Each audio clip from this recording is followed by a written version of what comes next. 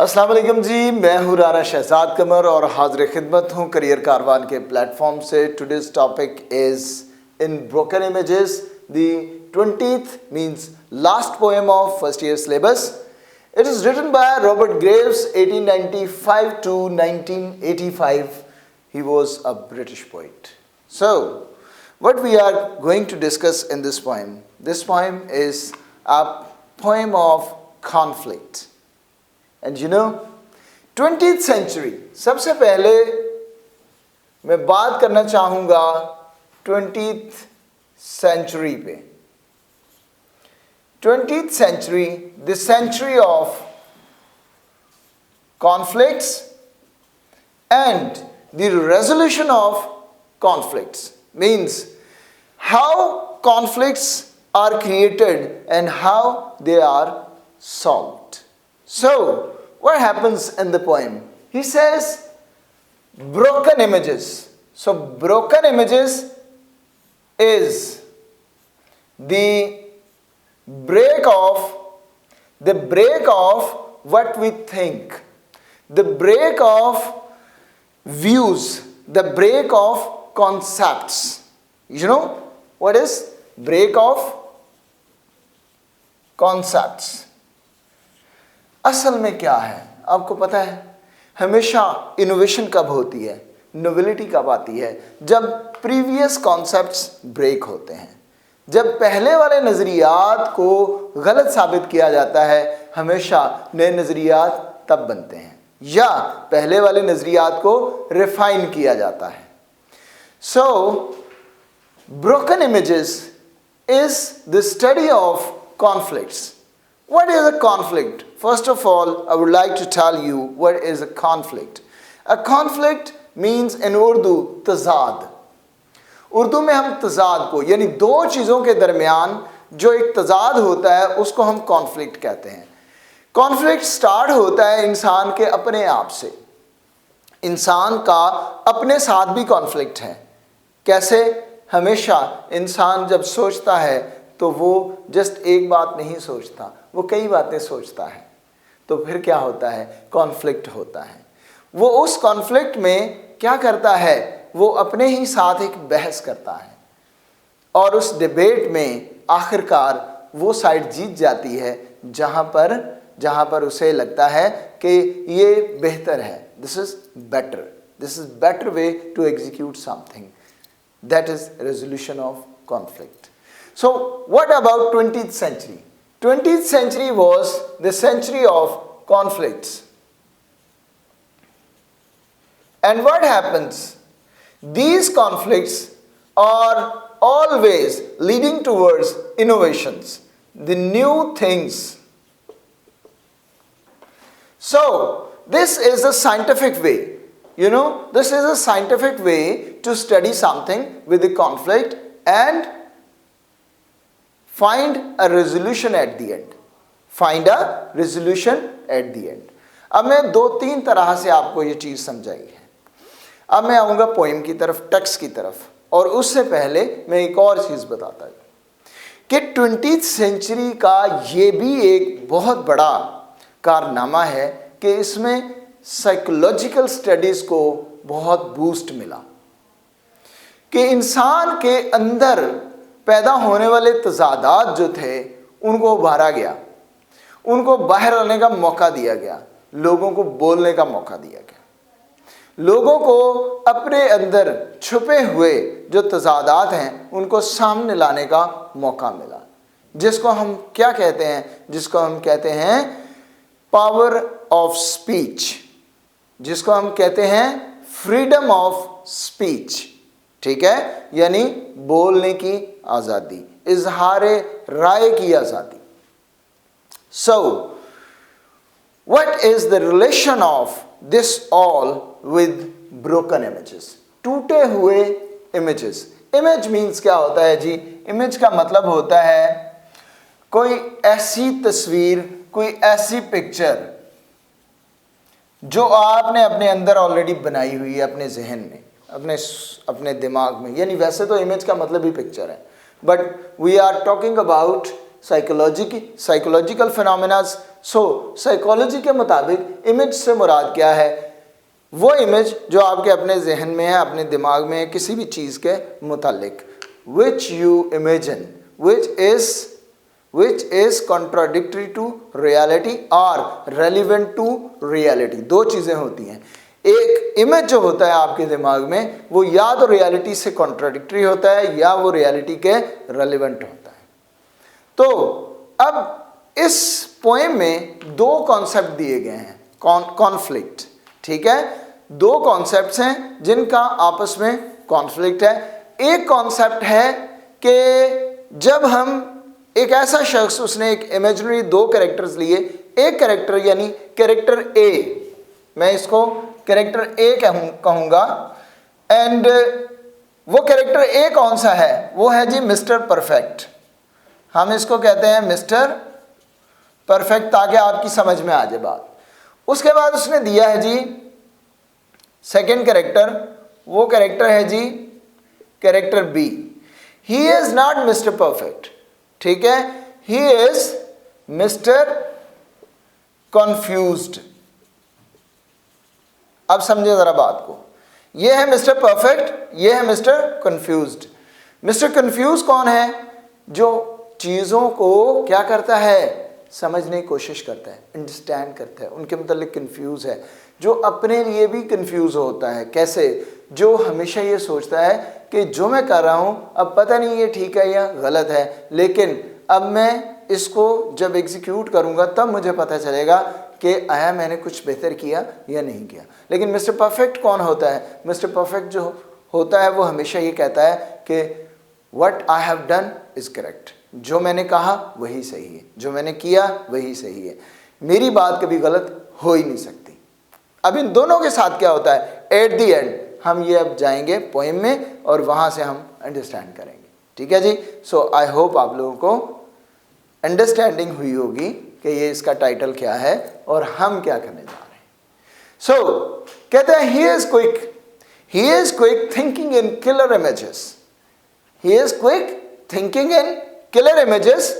वो अपने clear images के साथ बहुत तेजी से सोचता है, वो क्विक है। क्यों? क्योंकि वो परफेक्ट है, वो समझता है। अब ये परफेक्ट है नहीं है, लेकिन वो अपने आप को समझता है कि मैं परफेक्ट हूं।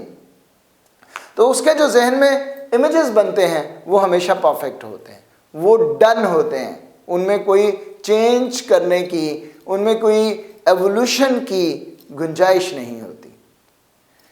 गौर कीजिएगा, तो यहां पे क्या शायर एडवाइस कर रहा है?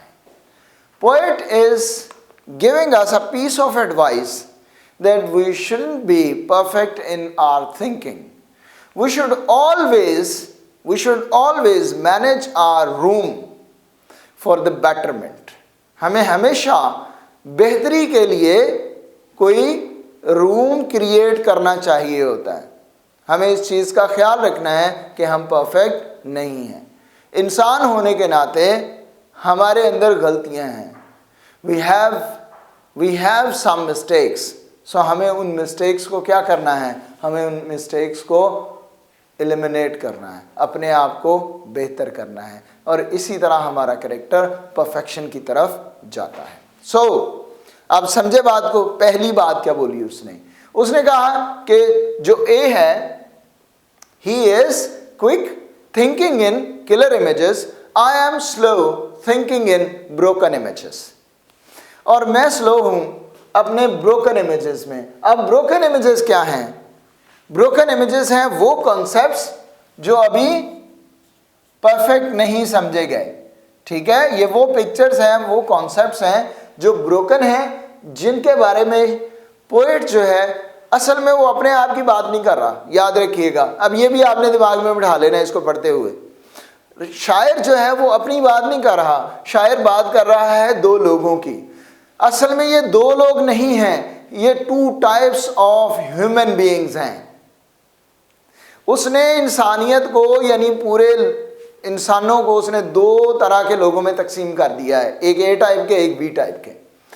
समझे बात को? ए टाइप कौन सी है? अब ए को बी से, बी को ए से आप कर सकते हैं। मैंने वही कॉन्सेप्ट, जैसे आप मैथमेटिक्स का कॉन्सेप्ट लेते हैं ना एक्स वाई समझाने के लिए, मैंने वो समझाया आपको कि एक तरह के वो लोग होते हैं जो अपनी सोच में किसी तरह की एवोल्यूशन की बात नहीं करते और उसको बेहतर करने की कोशिश नहीं करते, और बी टाइप के वो लोग होते हैं जो अंडरस्टैंडिंग होते हैं, जो चीज़ों को समझते हैं, जो अपनी कन्फ्यूजन को बरकरार रखते हैं और फिर आहिस्ता आहिस्ता उस कन्फ्यूजन के थ्रू वो अपने बहुत सारे सवालों के जवाबात तलाश कर लेते हैं।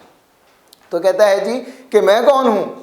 मैं हूँ ब्रोकन इमेजेस वाला शख्स जो अपने ब्रोकन इमेजेस के साथ आगे बढ़ता है और आहिस्ता आहिस्ता अपनी कामयाबी तक पहुँचता है।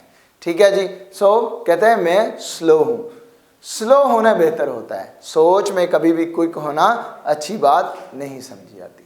सो 2 लाइन्स अंडरस्टैंड हुई होंगी। अब हम आगे चलेंगे।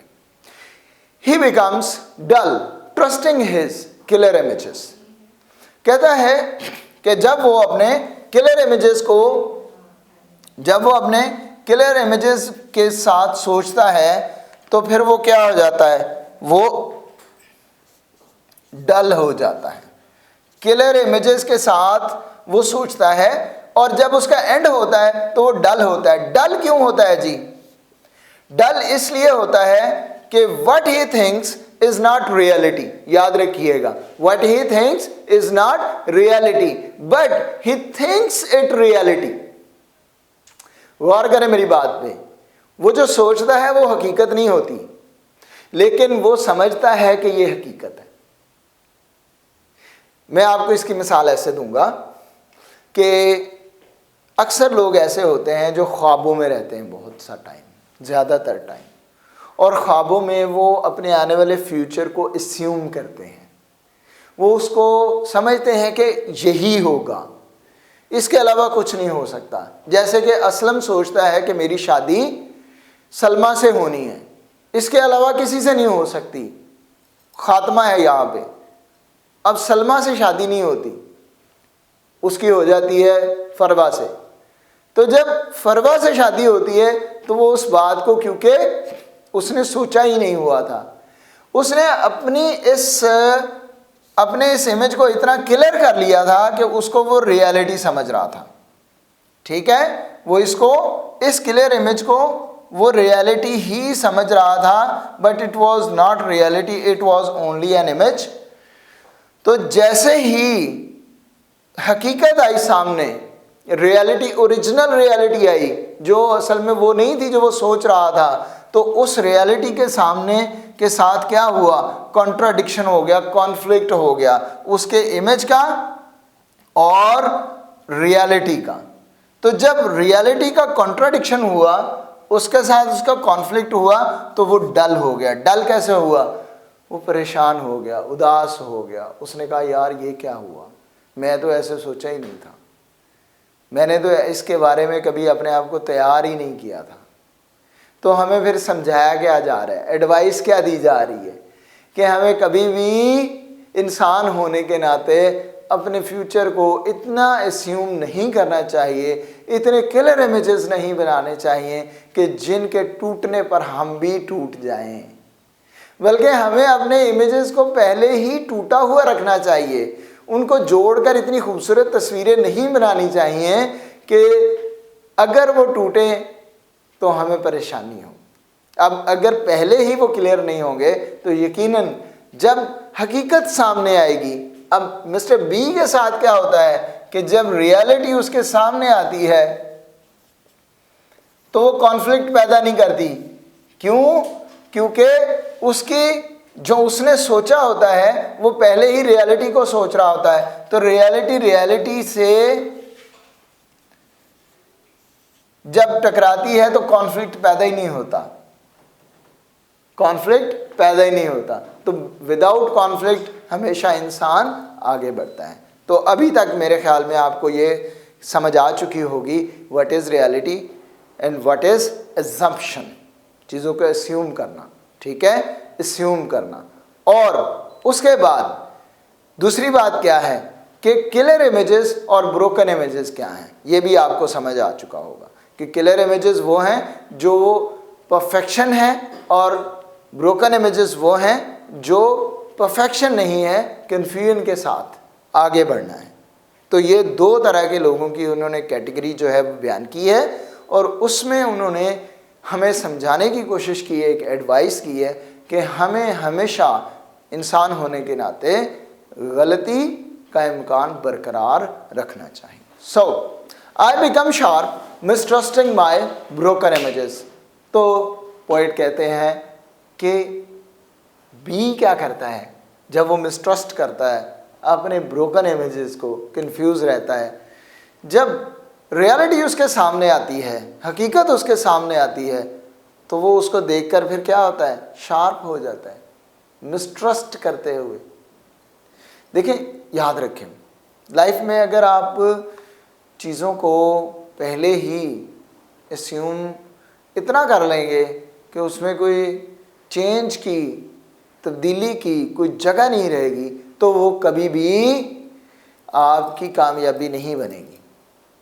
क्योंकि कामयाबी और नाकामी दोनों साथ साथ हैं, और दोनों लोग देखें, गौर करें ज़रा इस बात पे, मिस्टर ए और मिस्टर बी दोनों नाकाम होते हैं, दोनों को फेलियर मिलती है, लेकिन वो सिर्फ समझाना ये चाहता है कि मिस्टर ए की फेलियर ठीक है और मिस्टर बी की फेलियर में फ़र्क है। इसकी जो फेलियर है ना, वो सक्सेस है, और इसकी जो फेलियर है, ठीक है, मिस्टर परफेक्ट की जो फेलियर है वो फेलियर है। इसकी फेलियर है। क्यों? क्योंकि इसकी फेलियर के आगे सक्सेस की कोई गुंजाइश नहीं होती, लेकिन इसकी हर फेलियर के आगे एक नई अंडरस्टैंडिंग होती है जो हमेशा उसे एक नई सक्सेस की तरफ ले जाती है। तो इसलिए वो कहता है, so trusting his images he assumes their relevance. वो कहता है जब वो अपने इमेजेस पे बहुत ज़्यादा ट्रस्ट करता है, तो वो ट्रस्ट करने के बाद ये जो ए है वो क्या करता है, अपने इमेजेस को, अपने इन क्लियर इमेजेस को तलाश करता है हकीकत में, रियलिटी में। रेलिवेंस का मतलब क्या होता है जी, मैं आपको ये बताता जाऊं। रेलिवेंस मीन्स है, रेलिवेंस का मतलब है कनेक्शन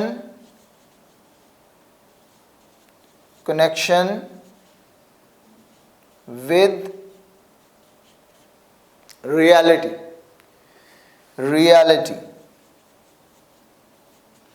यानी रेलिवेंस मीन्स होता है कनेक्शन विद रियलिटी, ठीक है, यानी ओरिजिनल के साथ इसका कांटेक्ट क्या है, कनेक्शन क्या है।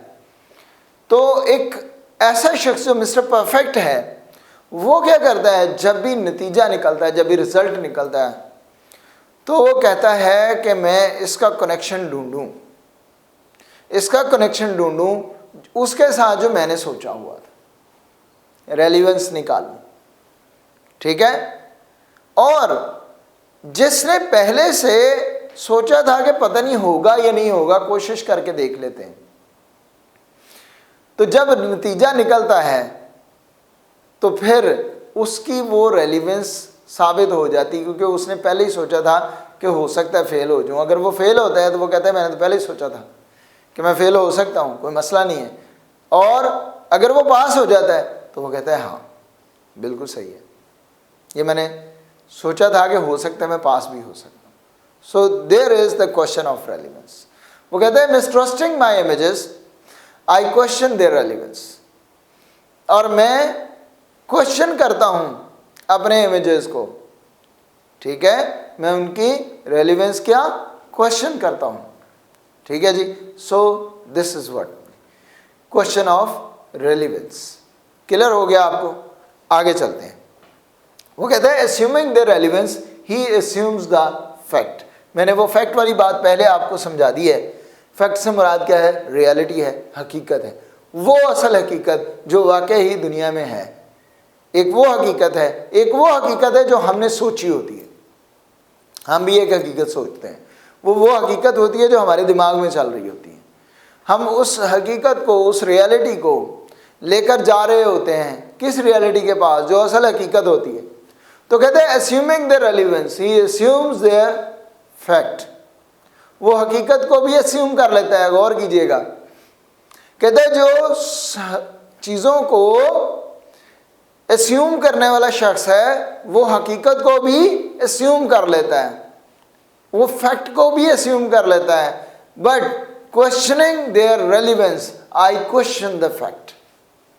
लेकिन कहता है मैं वो शख्स हूँ जो चीज़ों को पहले assume नहीं करता, जो हकीकत आने के बाद, रिजल्ट आने के बाद उनको रिलेट करता है अपनी सोचों के साथ, कि जो हकीकत है उसका क्या ताल्लुक है जो मैंने सोचा हुआ था उसके साथ। और कहता है मैं हकीकत को हमेशा क्वेश्चन करता हूँ, जब नताइज निकलते हैं तो मैं उनको क्वेश्चन करता हूँ। क्यों, किस लिए क्वेश्चन करता हूँ?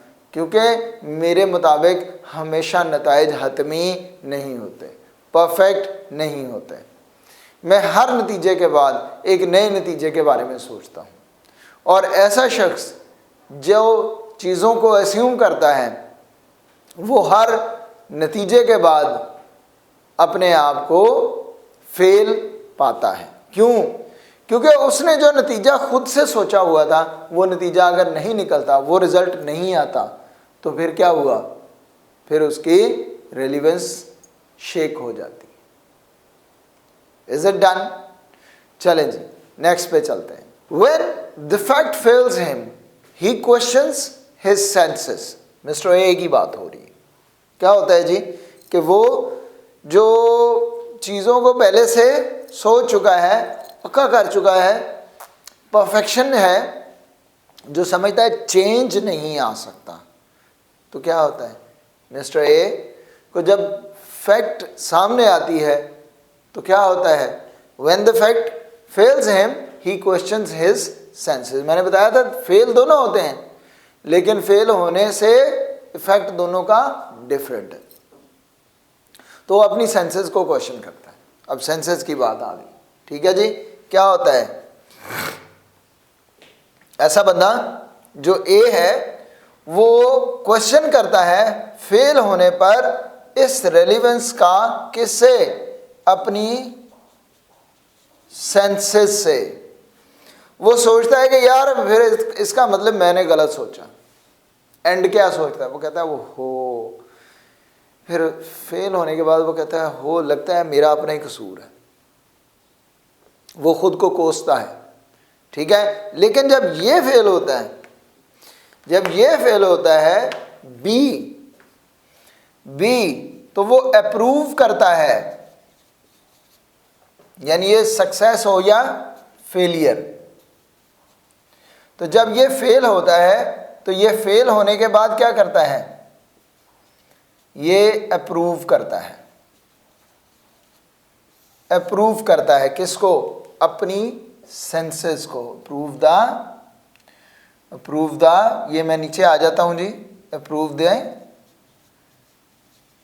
सेंसेस, वो अपनी ही सेंसेस को अप्रूव करता है। कौन बोला? मिस्टर बी, ठीक है। सो क्या होता है जी कि he when the fact fails me, I approve my senses. He continues quick and dull in his killer images। he continues quick and dull। उसने कहा कि ये क्विकली डल होने की तरफ जाता है। सेंसेस तक तो पहुंच गया है, डल हो जाएगा, एंड पर आके बहुत परेशान हो जाएगा, मायूस हो जाएगा। ये सोच सोच कर कि मैंने जो भी सोचा वो गलत साबित हुआ। क्यों हुआ ऐसा? क्योंकि मैं तो बिल्कुल परफेक्ट हूं, ठीक है। वो कहता है he continues quick and dull in his killer images and I continue slow and sharp in my broken images.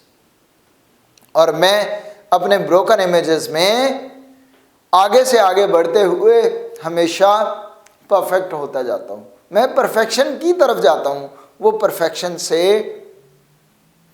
से ब्रोकन की तरफ आता है। कौन? मिस्टर ए और मिस्टर बी, ये दो लोगों की बात हो रही है। असल में शायर अपने साथ किसी को भी कंपेयर नहीं कर रहा। ठीक है जी। सो द लास्ट लाइन पे आते हैं। He is in a new confusion of his understanding.